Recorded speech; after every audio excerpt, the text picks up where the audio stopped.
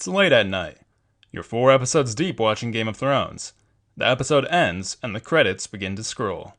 You check the clock and know that you should probably call it a night. Tomorrow needs to be a productive day. You're trying to decide if you should watch just one more episode. The screen begins to show a countdown until the following episode begins. You remember, the next episode is the season finale. Who needs sleep? Not you. With one click of the remote, you are back in the binge. Does this scenario sound familiar? Streaming has revolutionized the way we consume media. There are now thousands of movies and shows accessible by the press of a button. There is more content than is humanly possible to consume in one person's lifetime. But what exactly is binge watching? When it comes to defining what qualifies as a binge watching session, opinions are divided. A survey conducted by Netflix found that 61% of its users watch between 2 to 6 episodes of their desired show in one sitting. While that definition seems practical, episode lengths can vary greatly. Some TV shows have 20-minute episodes, while others can be between an hour to an hour and a half per episode. We interviewed Ryan Stolt, a former TA at the University of Iowa and a current PhD student. Through studying binge watching and streaming platforms, Ryan created a working definition of binge watching. So I actually talk a lot about how to define binge watching in my thesis, because Netflix's definition that they use to define binge watching is watching 2 or more episodes of a television at once. Okay. But to me, that isn't very useful because you have a show like It's Always Sunny in Philadelphia where the episodes are 21 minutes long. Yeah. You also have a show like Sherlock where the episodes are an hour and a half long. So a binge watch then takes place sometime between like 40 minutes and 3 hours. So that's not very useful. So I kind of argue that it's anything over 2 hours because to me that's like you were sitting there for longer than a typical movie lasts. So you were going into something that is pretty extensive in the amount of watching you're doing. That's just my opinion though. There have been a lot of different ways to formulate what binge watching is, and I think Netflix's definition of more than 2 episodes in one sitting is kind of the industry definition of what binge watching is. Ryan's definition incorporates an amount of time to constitute a binge, rather than an episode count. We found out through our interviews that people can have differing opinions on what exactly constitutes a binge session. Blair Heisterkamp, a college senior, considers herself to be an avid binge watcher. Her opinion has a lot to do with how much she's engaged and focused on the show she has selected. If I sit and don't move for 3 hours, then I would consider that binge watching. But if I've just like looked over and I've watched 5 episodes because I've been cleaning my room or doing homework or something, then I feel like it doesn't give me the same feeling. Another frequent binger we interviewed, Noah Van Eldick, said binge watching has more to do with the amount of episodes that are consumed in a short amount of time. Like if you can watch a show in like 2 or 3 days, I feel like that's definitely binging. Or if you watch a whole season of a show in like a day. Van Eldick also stated that depending on how good the current show is, he will put off doing essential things in order to find out what happens next. Currently, during the COVID-19 pandemic, streaming is at an all-time high. Streaming during the first 3 weeks of March was record-breaking. Nielsen, a data and measurement firm, reported 400 billion minutes of streaming in March of 2020. That is 85% higher than March of 2019. Under quarantine, people are turning to binging more than ever before. According to RTE, Ireland's television and radio broadcast network, Netflix, YouTube, Disney Plus, and Amazon Prime have even limited their video quality in Europe as an effort to lower their bandwidth by 25% during the pandemic. Bandwidth is a set amount, and can't be sustained if pushed to a certain limit without increased infrastructure. At this rate, not all of us will have the pleasure of binging Tiger King in high definition. While binging may just feel like the combination of entertainment and procrastination, the one more episode dilemma is more complex than it appears. The limbic system in the brain is the main source for processing emotions, while the prefrontal cortex processes logic. Logic compels you to turn off the application and go to bed or be more productive, while emotion tries to convince you otherwise. Blair concedes. I feel like you have that inner battle in your head, like, oh, do I really want to spend another hour watching this? This inner argument in your head leaves you in a state where your decision-making is inhibited, similar to being drunk or high. Usually this results in the same outcome as Blair. If it does the next episode thing, you have 3 seconds to think about it, and then you're like, oh, well, shit, I already saw 2 seconds, like, I gotta just watch the rest of it. Streaming services understand that in this inhibited state of decision-making, viewers are susceptible to manipulation.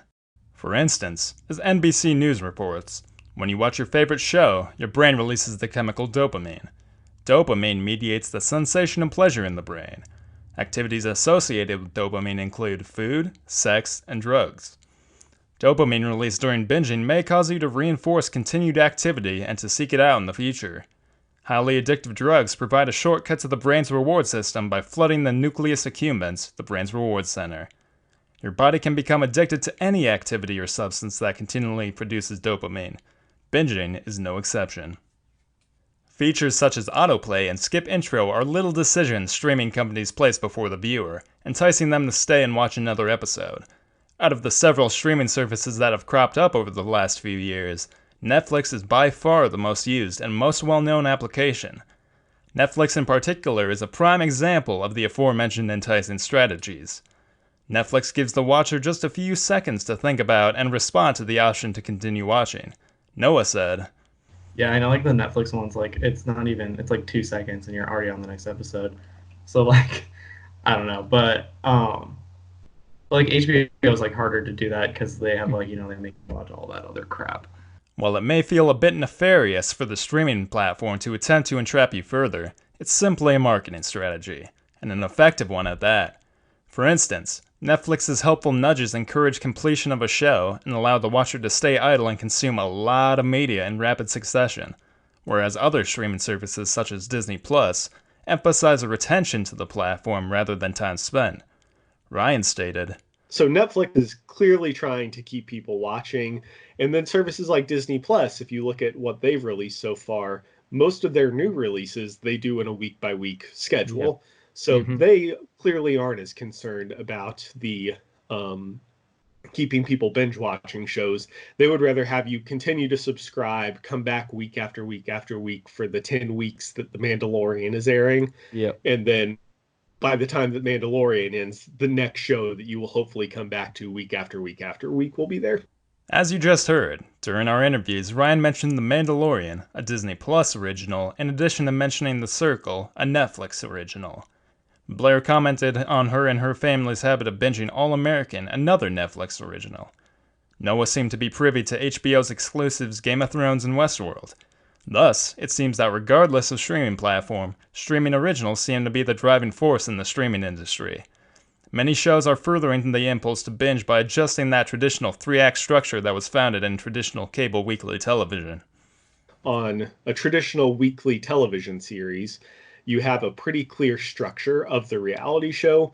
Mm-hmm. There's some early kind of fight or something that happens on the show, some sort of conflict, and then by the end, someone gets voted off. Mm-hmm. In The Circle, though, people could get voted off in like the 5th minute of the episode. Okay. And then it would kind of do an intro in the middle of the episode where like a new day starts. And then the end of the episode would be the conflict. And then it would autoplay and you're like, I want to know what happens about the conflict. Yeah. So they really changed the structure of the episodes in that specific series to try and keep you watching that series as much as possible. Noah concedes, having stated that's a matter of self-control to stop the endless watching.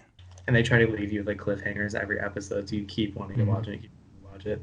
But I don't know, it's kind of like a self-control thing.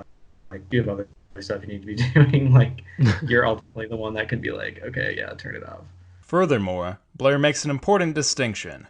When asked whether or not she's going to watch the next episode, she said, It depends on the show, too, because it depends on whether like it leaves you on a cliffhanger or something. If it's like a sitcom, I don't really mind turning it off because it's not like you're dying to watch the next episode. With sitcoms, such as Friends or The Office, the allure of having them on your streaming service lies in their rewatchability. Many people like Heister Camp enjoy having that familiar background noise as accompaniment to their other activities. In contrast, the originals and exclusives that streaming services offer allow audiences around the globe to consume and discuss the content. The community around shows cause pockets of cultural conversation, much like in the recent press about Tiger King or the familiar buzz that swarmed around Game of Thrones. Regardless of content, however, there are the obvious reasons behind why streaming is preferable. There are no to minimal commercials. The shows are on demand, and if you don't want to wait, you don't have to. Streaming allows consumers instant gratification. There are a multitude of negative effects your body endures when it is subjected to a binge session. Not just physically, but emotionally and mentally as well. A binge session deprives you of the time to complete necessary human functions, like sleeping. If you're binge watching, you're not sleeping. Most likely you are binging episode after episode at night and into the early morning hours. This is the case for Roger Osian, 53, who struggles to sleep and finds himself tossing and turning at night. So I usually watch from like 9:30 to 12, 1 sometimes, so depending on the show, I can get a fair number of things in. So I think it took me, like 3 nights to finish Ozark season 3. And there was 8 or 10 episodes on that one, so I'm watching 2.5 episodes a night kind of thing. But I do the same thing. Most of the time I'm just in the evenings, just late at night kind of thing when, everything else just kind of shuts down. Streaming habits like this deprive you of necessary sleep that your body and brain need to restore themselves back to maximum working order. A study conducted in 2017 by the Journal of Clinical Sleep Medicine found that avid binge watchers reported poor sleep quality, increased fatigue, and more insomnia symptoms. Binge watching deprives you of REM sleep that stimulates the areas in your brain responsible for learning, memory, and mood. In addition to poor sleep, sleep deprivation is cause for concern too. Brad Lander, a clinical psychologist at Ohio State's Medical Center, found that sleep deprivation has been associated with a number of health risks such as depression, memory deficits, lack of coordination, accident proneness, heart problems, and more. Blue light emitted from screens can exacerbate these health risks, even resetting your internal clock, your circadian rhythm. Ronald Shervin, a sleep neurologist and director of Michigan Medicine's Sleep Disorders Centers, says, electronic screens emit broad-spectrum light, including blue light. In addition to delaying the release of melatonin, which keeps you awake, the blue light can actually reset your circadian rhythms to a later schedule. Shervin says, there's a wakeful element of social interaction in watching TV. People are talking, the adrenaline starts flowing. With all the excitement from the show, your brain becomes excited too, making it harder to fall asleep after watching. This habit can be hard to break. Nevertheless, we can all agree, no one likes being left on the cliffhanger. But that extra episode or 2, or 3 or 5, adds up to a lot of time. All that extra time spent binge watching takes away from time you could have spent on other things. I definitely, if I'm binging something, I do nothing that day. While this can be a very minor problem for some people with an excess of free time on their hands, it can be devastating for others who are busier and struggle with time management. You may think you can successfully do homework, work from home, or get some chores done while streaming shows, but studies have shown that humans are not capable of multitasking. Rather, we are able to quickly switch between tasks. Chris Bailey blogged about his experience binge-watching a total of 128 hours of Netflix in 1 month. His goal was to see how streaming would affect his productivity. He says, your brain, and more specifically your limbic system, are more stimulated when you work on more than one thing at a time. But you don't actually accomplish more because your prefrontal cortex can't truly multitask. Binge-watching is an easy way to procrastinate, and that can lead to problems in many aspects of daily life. Noah mentioned how he can often procrastinate schoolwork because of binge watching for too long. Usually if I have like some homework and like the show is getting really good, I just won't do my homework at all. Then I'll stay up super late doing homework. So it's kind of like my priorities aren't really straight. Budgeting your time before delving into your streaming service of choice can be a helpful tool in making sure you don't fall victim to binge watching procrastination. While your physical health and productivity may be affected by binging, so may your mental health. When asked if she thought binging had any side effects, Blair responded, Yeah, I think it just makes you feel like shit. While Blair has a humorous tone, there's a serious possibility that your mental health may suffer from binge watching. Not socializing when you are binge watching Love is Blind means that you are not getting that person-to-person contact that can boost your mood. After long amounts of binging, you may find yourself feeling lonely, depressed, or anxious. These emotions connected to streaming can become a cycle, each causing the other. I know there's been a few studies that have looked at the relationship between binge watching and depression and loneliness. Yeah. And pretty consistently, there is a correlation between depression and binge watching in those studies. loneliness is kind of, it seems to depend on the study and who they're being talked to. So those are both correlations though. So you have to question of like, are these people depressed because they're binge watching, or are they binge watching because they're depressed or lonely? So those studies are pretty common, and I think there's growing evidence that there is a link there. This is particularly relevant during the COVID-19 quarantine, where people are recommended to stay at home and refrain from making contact with others. In fact, binging may be a benefit for people to relax and refrain from the stress and anxiety of the COVID-19 pandemic. Viewers often try to relieve this stress and anxiety with watching videos, particularly of other people's lives. Yeah, and I would say for some people that don't like being in their form of reality, it can have an escape for some people. Like a lot of people watch YouTube and watch other people living their lives because it gives them hope that they could somehow get there, or watch a life that they wish they had. If you're a particularly invested streamer, whether the characters are real or fictional, you may even begin to develop feelings of having a real relationship with them. You may begin to think of them as your friend and feel empathy for them. These are called parasocial relationships, one-sided relationships we can develop with the characters in the media we consume. For instance, when Derek Shepherd died in Grey's Anatomy, fans were crushed. Some felt the weight of his death as if their real-life best friend had just been hit by a semi. The illusion of intimacy with characters can affect your social relationships. Blair confirmed her reality with this phenomenon when she said, Yeah, because then you like block out the outside world, and you also find yourself like being immersed in the show, which is not reality. So I think that can have an effect too, especially during quarantine. It has more effect when you're not seeing anyone outside of your family. People who binge watch are also more likely to develop mean world syndrome, a phenomenon where people perceive the world as meaner or more dangerous than it is in reality. The phenomenon stems from cultivation theory, which proposes that watching television leads people to believe that the world is closely aligned to what they see on TV. Consuming a large amount of content can cause people to feel helpless and unable to change the perceived threat of the world. When you think of going to see a movie in a theater, what comes to mind? Of course, there's the movie itself, sitting in a dark room watching a screen. But one of the other most common associations is food. Society has constantly reinforced over the years that you should eat popcorn, candy, and other snacks while you enjoy a movie on the big screen. This association doesn't stop at the theaters, though, as many people choose to enjoy these same snacks while they stream movies or shows in the comfort of their own home. The problem with this association is that you might fall into the habit of eating every time you watch something, regardless of if you are actually hungry or not.